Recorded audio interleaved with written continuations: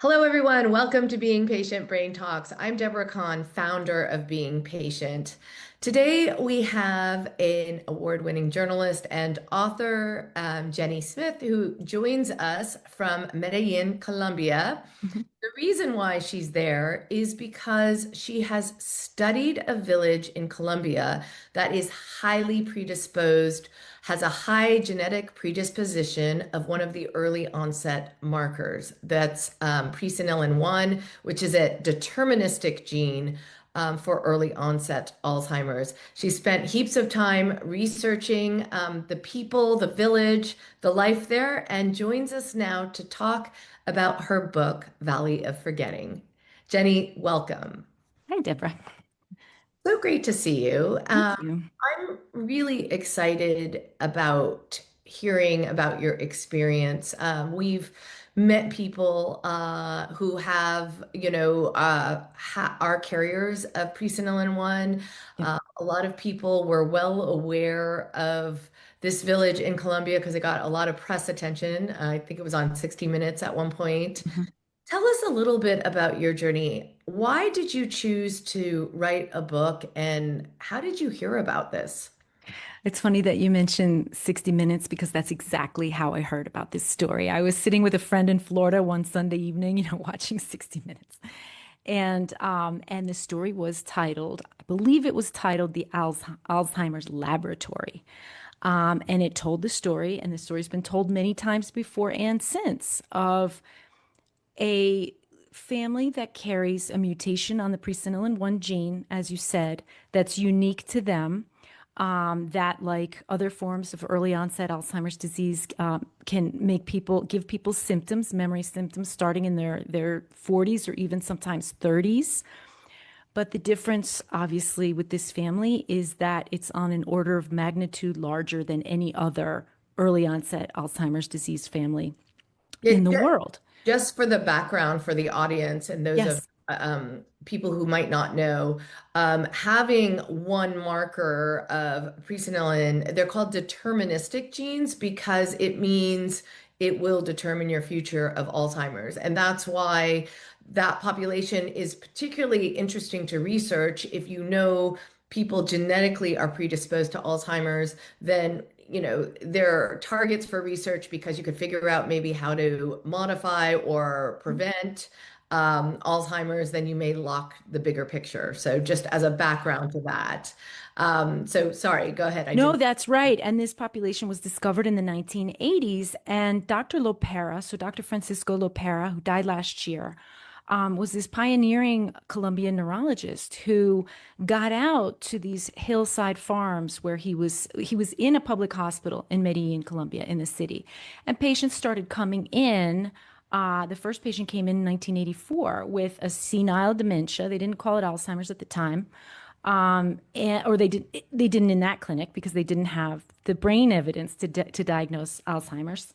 And then the thing that was special about Dr. Lopera is how not lazy he was. I mean, he got out to the remote countryside and started noticing patterns, other family members, and tales of this disease going back a very. So he got the idea that this disease had been in the region for quite a long time and that there were probably many, many others affected. But the real true magnitude of the family, the fact that there are 6,000 people in this family, not all of them are carriers of the gene, but 6,000 people in the families, that took a while to understand.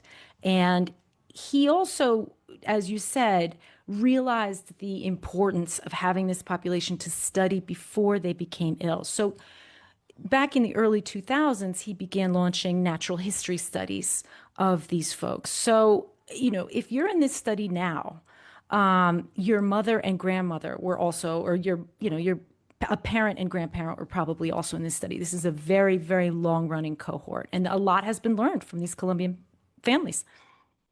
I was curious about what the families like. Do they have a name for Alzheimer's that's different? I mean, when you're getting Alzheimer's in your 40s, 50s, that's extraordinarily young to regard it as an older senile presentation in older people, right? And That's so right. is there Is there a different definition, or how do they refer to it?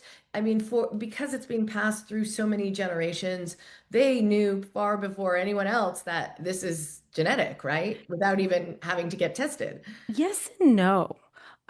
They had all kinds of names for it. So this disease occurred in towns, most of them 3 and 4 hours from Medellin, very traditional farming villages, where literacy rates weren't that high. There might not have been a school. Most people, in their 60s and 70s from this region have not gotten past, say, second grade. So yes, there were different words for it, but more than anything else, it was not seen as like a unified phenomenon. A lot of times, a curse was blamed for it, or people blamed a priest because apparently priests issued curses as well in rural Colombia, which is a scary thought. Witchcraft was really commonly, people commonly ascribed it to witchcraft. But as far as describing it, they didn't describe the whole continuum of the disease, which can start with like behavioral symptoms, right? Changes in personality or weird behavior that's inexplicable. And then that can progress to memory system symptoms and then motor symptoms and stuff like that. Sometimes they would describe the person in the first phases of the disease as crazy. Right? That was a very common way to describe it. And then in the last phases of the disease, they would describe that person as crippled. So the idea that it was one continuum, one biological phenomenon, that it had a name, that didn't really come until Dr. Lopera and his team started working with them. Did Dr. Lopera come to understand how this gene evolved within this family? I mean, it's fascinating to kind of think about and trace it back generations. So that's a fascinating story in itself. And I do tell that story in the book.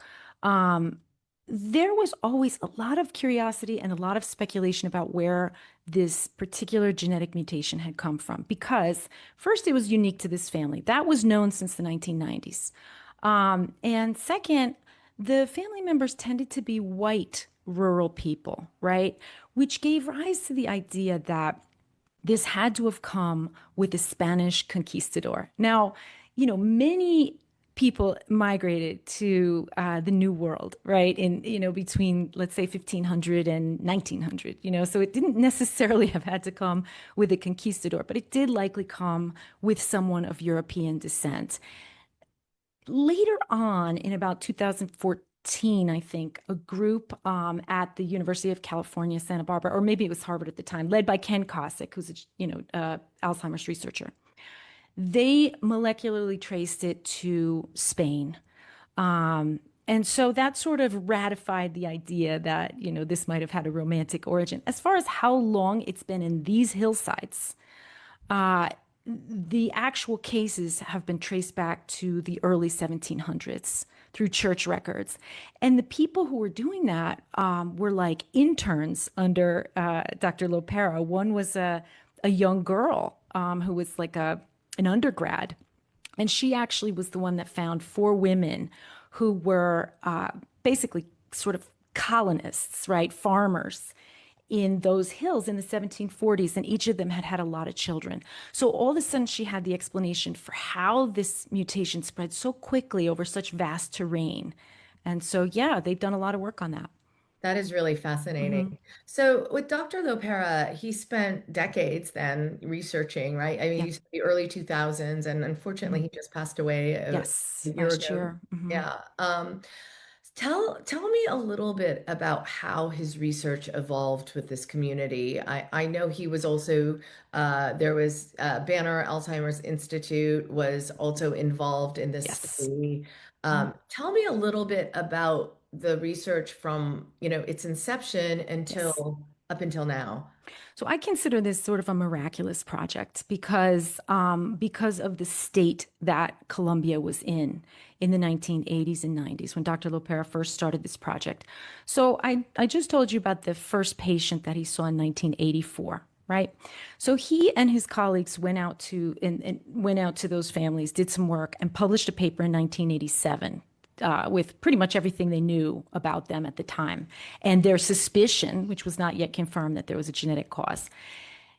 In that same year that that paper was published, there was a huge attack on the university, on Dr. Lopera's university by right-wing paramilitaries linked to drug cartels, right? They were killing anyone that they suspected of leftist sympathies.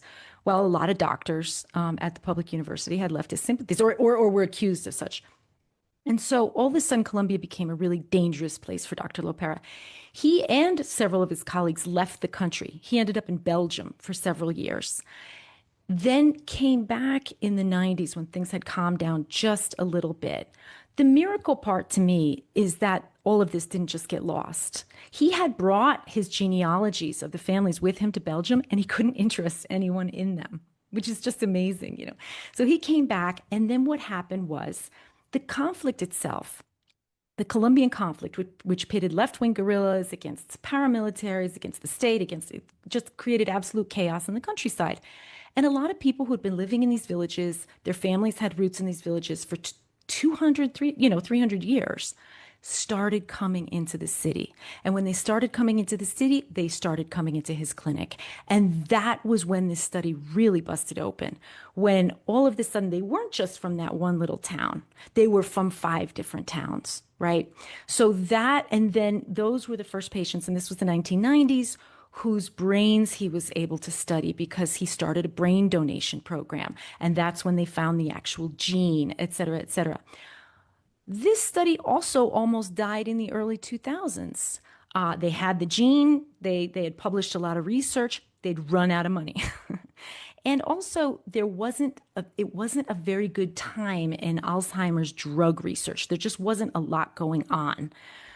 But all that changed in the early 2000s when there was the anti-amyloid drugs began being invented, and Banner's Alzheimer's Institute in Phoenix, Arizona, also with Roche, or well, Genentech, which was a Roche subsidiary, started working with Lopera on the idea of a prevention trial for Alzheimer's disease, trying to intervene before people became sick. And you had this large Colombian population that had been, meticulously studied for many, many years. So who better to try that concept with than this population? But logistically, it was a hellish, prospect. Again, another miracle that Yeah, they and were able to. I mean, I imagine that's the perfect dream for any researcher, right? To have a genetic. Well, I have two comments there. One is I Yeah. also think genetics are something we talk about more. People are with home Hmm. testing and everything. So I Yes. think, genetic focus, genetic modification, Hmm. those types of studies have become more just more familiar to people Sure. in conversation. But the second thing is that, I imagine going into these populations, which aren't, it's not Medellin, right? It's Right. like, No, not at all. no, Yeah. um, would be quite difficult. But first, I want to talk about what did we learn from that study? I mean, the study is no longer, right? You're talking about the drug trial, Yes, the the drug drug. trial that started, that got off the ground in And that 2013. was that a that was a monoclonal antibody, Yes, it was. Yes, it was called which is crenezumab. that's Hmm. right, crenezumab. Hmm. And that obviously is like more people are familiar with those drugs, but for those people who aren't, what those are they create antibodies that mimic our immune system to fight that beta amyloid Right. plaque, which is really the first kind of sign, presumably, of Alzheimer's in the brain. That's right. So there are two that have been FDA approved. Hmm. That are currently on the market. But the big question is, how much do these drugs slow Alzheimer's in its path, and how really effective are they, right? We still don't have clear answers to both of those questions. So, and with every failure comes learning, right? But I could understand why this population would be particularly interesting because they could unlock a lot of those answers, a lot of those questions, So tell me a little bit about what that trial was like from their perspective, and also what came from that. Where are we now in terms of looking at this specific population? Yeah, that's a great question. I mean, so sadly, so the people, the whole 6,000 cohort, or, all the mutation carriers in the cohort were not enrolled in this trial. It was a few hundred people who met the right criteria of age and, how close they were to the disease and if they met the baseline requirements and they didn't do drugs. I mean, there were a lot of, exclusion criteria for who could participate, but this was a long trial. This started in 2013 and it went through 2022. And the drug did not show efficacy, and I was there the day that, Dr. Lopera had to tell everybody that. I think that for most of the participants, the trial was a good experience. They were able to do something sort of active about their disease, and they had a lot of interaction with the world as a result of this trial. I mean, these were people who might not have gotten on a plane to go to Phoenix or to go to Boston, or they were people who and they were well aware that the eyes of the world were upon them, right? Which is very interesting because, of course, and this gets into a whole other question, but is early onset Alzheimer's disease a good model for late onset Alzheimer's disease? They're not studying these folks necessarily to create cures for genetic early onset Alzheimer's disease. The hope is that whatever is learned from them will be applicable to late onset Alzheimer's disease. And that the jury's still out on all that. Yeah, But completely. and Yeah. yeah, in terms of what was learned though, a lot was learned in the course of that trial. So even though the drug didn't work, a ton of data was collected. A ton of studies were done on, measuring tau protein, which is the second protein or the other key disease protein, measuring tau in the brain during the process, measuring a lot of different things. But really, one of the things that's so fascinating that came out of all this, and the money and the infrastructure and the attention on this population, was the discovery of outlier cases. So when you have a mutation like what we call the paisa mutation, this presenilin mutation that this family shares, the term of art was 100% penetrance, right? If you got this mutation, you were 100% going to get sick within a fairly tight range of ages. But the trial and the money and the genetic studies and the other studies that it occasioned allowed for the discovery of one woman in particular. This was the first case like this to be published out of Colombia, who did not get sick until her 70s or her early 70s. Now, that's like 30 years after the standard for this population. So she was intensively studied. She was flown to Boston. Her brain was studied alive. And then she passed away of cancer, unfortunately. And so that I they were remember able we to, covered that. yeah, they were able to autopsy her brain. So a lot of other work has been done to try and understand the genetic mutations that she might have carried that may have blunted the effects of the unfortunate paisa mutation. And we've been seeing other cases like that. I mean, you guys recently published on one important case out of the United States where somebody is supposed to get sick and doesn't get sick. So as all the anti-amyloid drugs were kind of showing disappointing results. I mean, let's face it, even the best of them don't do what it was hoped that they would do. You had hope for another potential pathway of intervention, right? By Right. studying these, putatively protective mutations. Yeah. Yeah, it is really fascinating. I was curious about, the families who you were kind of embedded with, you've spent a lot Hmm. of time with them. Yes, Um, do they fear Alzheimer's? of course. What is their perspective I mean, because they live with it, right? I mean, Yeah. you have such Do they ever? Yeah. yeah, when you have such a predominance genetically Hmm. to Alzheimer's disease, I imagine it takes on a different perception than someone like myself. I have a mom with Alzheimer's. I fear Hmm. Alzheimer's, but Of I don't course. live with it in the Right. way that they must. So Right. give me a little bit of insight into these families and, maybe you have some stories that you could share Yes. about really kind of resilience and how they're facing Alzheimer's. So I think one of the advantages of having, so this story has been covered a million times over, right? Before I got into it and after, right? And since. I mean, it's been covered, in all kinds of magazines, little small documentaries, and stuff like that. But one of the advantages I had, and I think one of the strengths of this particular book, is that it's not a cross-sectional look at how people are living with the disease. It's a longitudinal look at how people are living with the disease.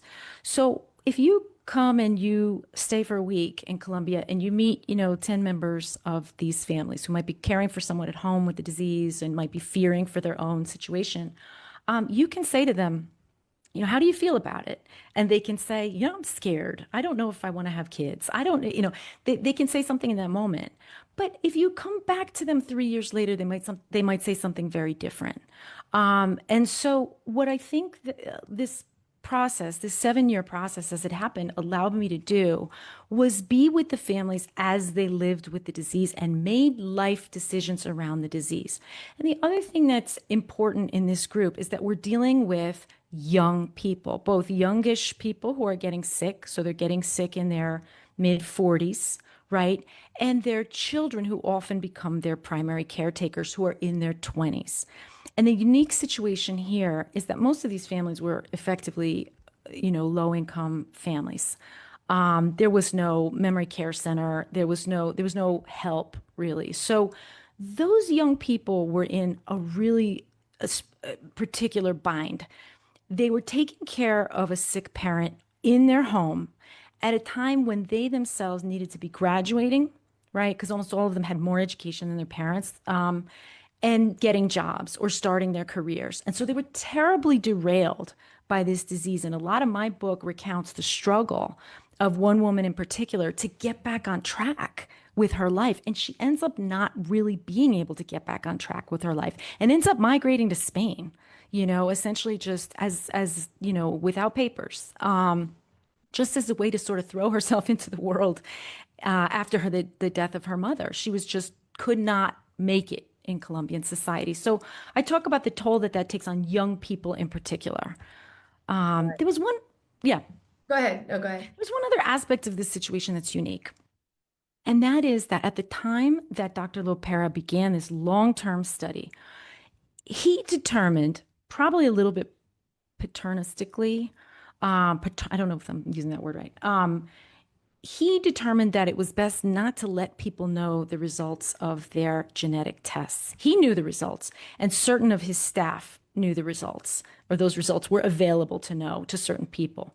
But the members of the families did not know. So not only were these young people navigating a very complicated future, including taking care of a parent, often in their homes with very little money, they didn't know whether they carried the mutation or not. And they had sort of been conditioned to believe that they didn't want to know. But to Lopera's credit, over the years, he loosened up on that. And in more recent years, people have had the option to know and get tested. And the results haven't been what he feared. He feared people would kill themselves. He feared people would become, extremely depressed. And that has not happened. Is there anything that you learned about caring for people with Alzheimer's with such a big network of family who's dealing Yeah. with it? What did you learn from them? These folks are geniuses at getting through to patients with Alzheimer's disease. I knew nothing about the disease when I started this work. And the other things, I didn't know how to communicate with an Alzheimer's patient. I was of this idea, and it's a terrible idea, and it should be eradicated. I'm sure your site is doing a lot to eradicate this idea, but the idea that an Alzheimer's patient loses personhood, they're not who they were. Yes, they are disabled. They're tremendously disabled, but the essential person, in my experience with these families, they regard it as such, and I agree with them, that the essential person remains present until very, very late in the disease.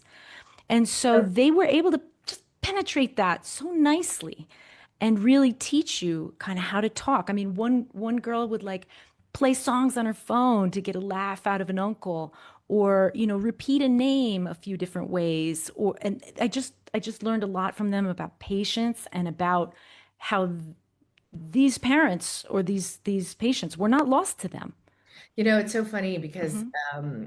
I think about what Teepa Snow, who's like caregiver, teacher extraordinaire, Hmm. and she always calls it stepping into their world, right? Yeah, yeah. And what you're describing is that it's making the situation, embracing it rather than rejecting it or getting afraid or fearing it. So I wanted to ask you though, Dr. Lopera sadly passed away. Yes.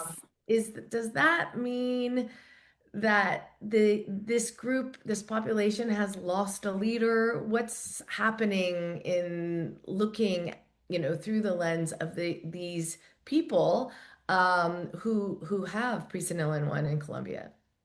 So that's a very interesting question. And I think a lot of people would like the answer to that question. And it's something that I try and check in on every time I'm here, what's happening with the cohort. Now, there is somebody leading his research group. I think what is happening, and I don't know how I feel about this, I think what's happening is that this large cohort supported all kinds of different studies, including non-drug studies for the majority of the time that Lopera was working with them. They did cultural studies. They did neuropsychological studies, like all kinds of things have been done on this population. I think that really right now, the interest is in drug testing, right? So, I don't want them to be just like a clinical trials population. I think there's more that can be done here. But right now, this group is reeling, from the death of Dr. Lopera. And it's also reeling from what's happening at NIH and the funding bodies in the United States because they're very linked. The brain bank that's so famous here and that's produced, a lot of interesting work in recent years was NIH funded. So there are a lot of things happening here that could be very detrimental to the work. But again, this study has taken a lot of hits in the past and still kept on. So would you say that this population is very open to participating in research like what's the general message on the ground? It's very hard to participate in a trial and then see it fail, right? And so Yeah. is there a lasting legacy of that, or would you say the population is very open to these families are very open to further participation? It's a really good question because when I came into this, I assumed that the more education a person had, the more inclined they would be to lend themselves to science, especially if you have a disease in your family, right? Uh, this is a rural population that on some level became an urban population, and people got more education as the generations went on. The older generations were quite enamored of Dr. Lopera. They would have done anything for Dr. Lopera. He was the only one to get on a horse and come out and see them in the 80s and 90s, come out and see them when there's warfare in their towns. I mean, he really, really stuck his neck out for this population many, many times over, and they appreciated that. But as the generations have progressed, I believe the people who are now in their 20s have become a little bit cynical because they didn't see this helping their parents. They didn't see the drug trial helping their parents, and they hadn't seen any other, type of studies really helping their parents. And I think that's not anybody's fault. That's science. That's how science works.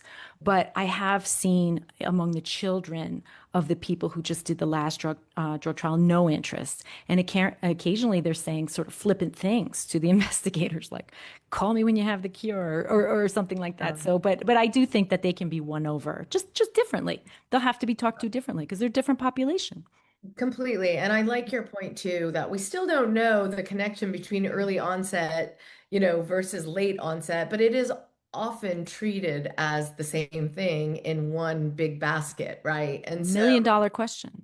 yeah, a very important one too, because we could be looking at two entirely different diseases and how they behave, right? I mean, maybe the endpoint is the same, but like in terms of how they begin and they evolve, could Right. be very, very different. So that Right. could require a different lens on it, right? That's right. That's right. And this population has done a lot to resolve some of those questions, especially the studies with the brain bank, the ongoing studies of brains and how, how these brains are responding to, the assault of this gene versus, late onset brains. There's a lot to be done there, but it's Yeah. a really important question.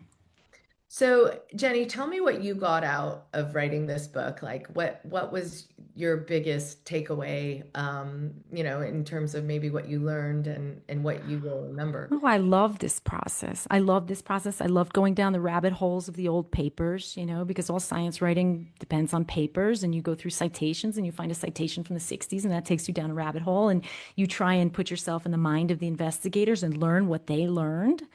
But really, the friendships with the families have become, like, to me, the most lasting gift of this. And I actually came to Colombia before the book came out and gave out copies because I didn't want it to seem like I had, done something here Yeah. for myself in the United States. Like we were all kind of part of this effort. And so yeah, those lasting relationships and the thing, have been to me the biggest gift of this book. But I had a great time doing it. And honestly, it was an honor to work with Dr. Lopera. It was really fun to work with him. I got together with him like every third Wednesday of the month and sort of picked his brain or brought my reporting to him and had him weigh in on it. And so, yeah, when he passed away, I realized, what a special experience I'd had. I had no idea that the 7 years I would spend with him would be the last seven of his life. And they were not boring years, let me tell you. Yeah, it's sad that he passed. It It really is. is. Well, thank you so much, Jenny. The book again is Valley of Forgetting. Go out and get it. We could post a link to it in this chat. Thank you for your work and letting people know about this very important topic and some very extraordinary people in Colombia that we might not have as much information on. But thanks to Valley of Forgetting, you are leaving legacy. So thank you so much. Thank you, Deborah. If you missed any of this interview, don't forget to sign up for, we'll post it on beingpatient.com, but while you're over there, sign up for our newsletter. That's when we tell you about talks like this one. Thanks everyone for watching, and we will see you next time.